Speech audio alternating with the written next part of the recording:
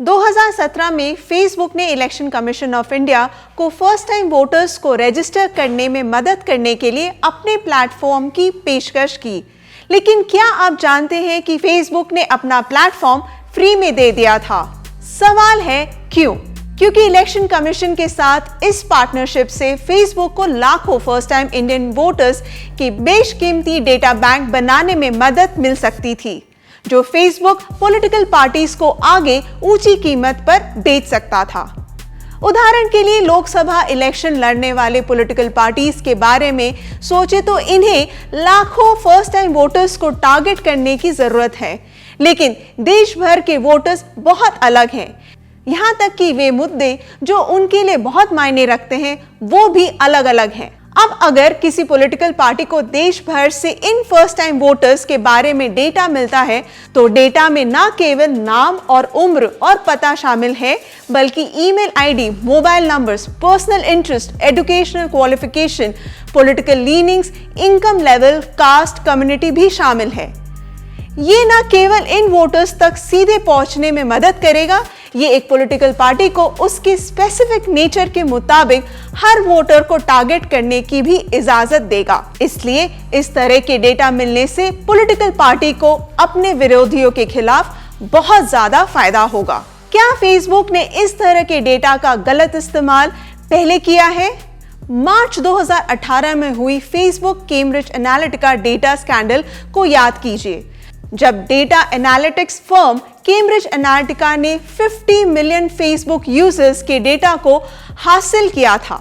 ये आरोप है कि कैम्ब्रिज एनालिटिका ने डोनाल्ड ट्रंप को इन लाखों फेसबुक यूजर्स की अनुमति के बिना पॉलिटिकल एड टारगेटिंग के लिए इस डेटा का इस्तेमाल करके अमेरिकी राष्ट्रपति चुने जाने में मदद की थी। क्या फेसबुक और इलेक्शन कमीशन ऑफ इंडिया के बीच हुई ये डील के बाद ऐसा हो सकता है? हमारा मानना है कि ये एक ऐसा सवाल है जिसकी जांच होनी चाहिए।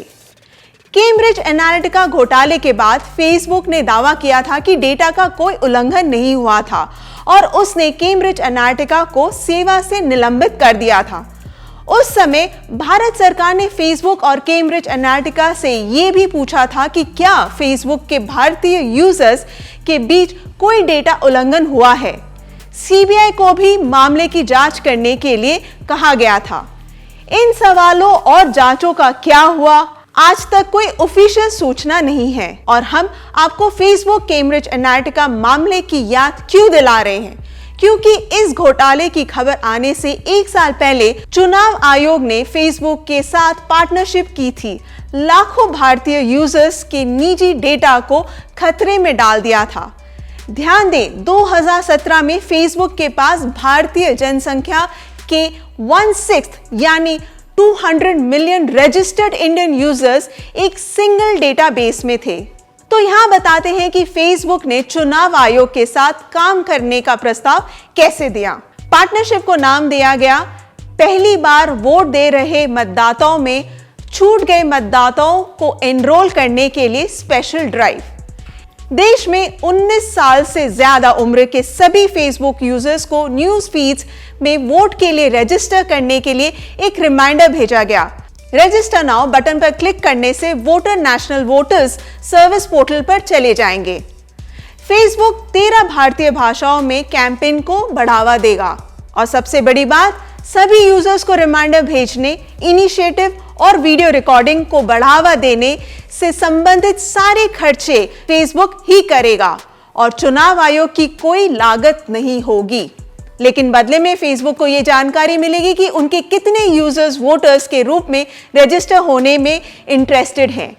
2018 में फेसबुक ने एक और की फीचर ऐड किया, शेयर यू आर रजिस्टर्ड। इस फीचर ने फेसबुक को हर उस यूजर्स के बारे में एक कॉन्फर्मेशन दी जिन्होंने वोटर के रूप में रजिस्टर कर लिया था।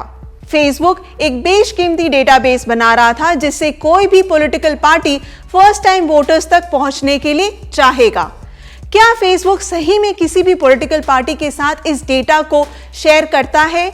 हम कभी भी ये जान नहीं सकते क्योंकि इलेक्शन कमीशन आरटीआई के माध्यम से जनता के लिए जवाबदेह है, लेकिन फेसबुक हमारे लिए बिल्कुल भी जवाबदेह नहीं है।